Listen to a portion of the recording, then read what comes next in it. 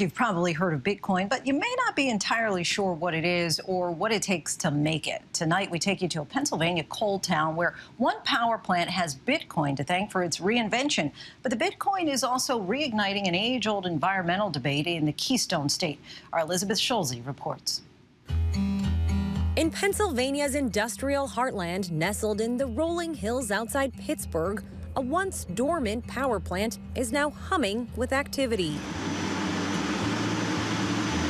One company is using the waste from decades of coal mining to power thousands of supercomputers running nonstop to create Bitcoin. But the power needed to run these complex computers has sparked a debate about the climate consequences of cryptocurrency. These are the miners, the computers. We're not talking about people. That's right. It's all computers that are processing algorithms at a very high rate. Bitcoin is a type of digital money not regulated by any company or government.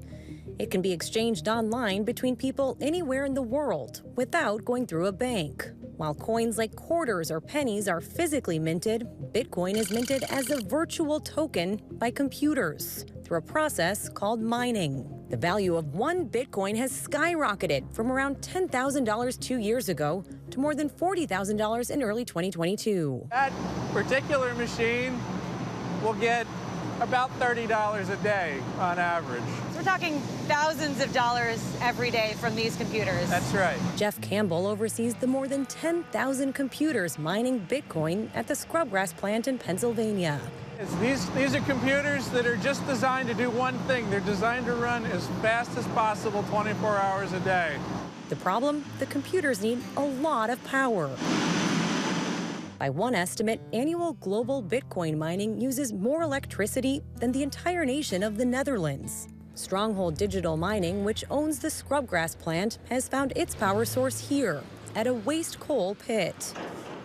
Waste coal is the material left behind after decades of coal mine. Massive sites like these littered across the state of Pennsylvania. Piles and piles of low-quality black coal and other materials left deserted. At this 221-acre waste coal site outside Pittsburgh, trucks scoop up heaps of discarded coal and deliver it about 60 miles away to Scrubgrass, which burns the waste coal to power the Bitcoin computers. We found a way to utilize the power generation of the plant that's old school technology with a brand new supercomputer technology that's employed to mine cryptocurrency and Bitcoin. After seeing so much waste coal abandoned across Pennsylvania, entrepreneur Bill Spence decided the best way to get rid of it was to burn it. I feel like America had a party here in Pennsylvania. They had a party. Everybody went home and they left the remnants of the party here, and they said, oh, well, just cover it up, pull a rug over it. I mean, we live here. This is our community.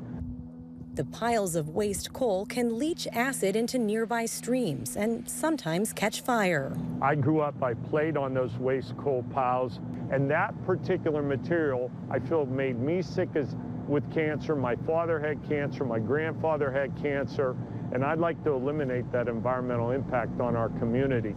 After this waste coal is burned, the leftover ash is brought back to its original site, turning a coal pit into usable land.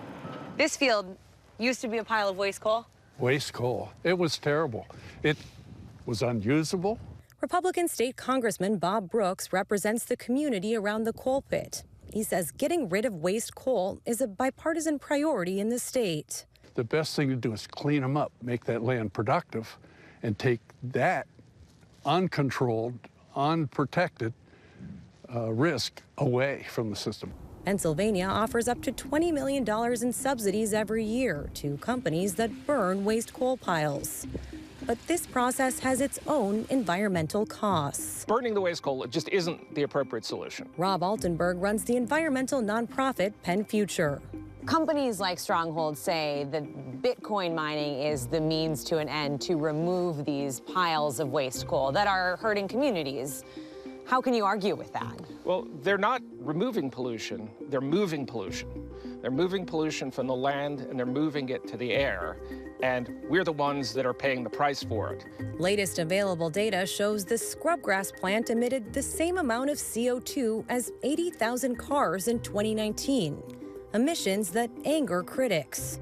Altenberg argues a better solution is relocating the waste coal to landfills. In another part of Pennsylvania, they did just that at a 3.2 million ton waste coal pile that's been cleaned up with the help of federal money.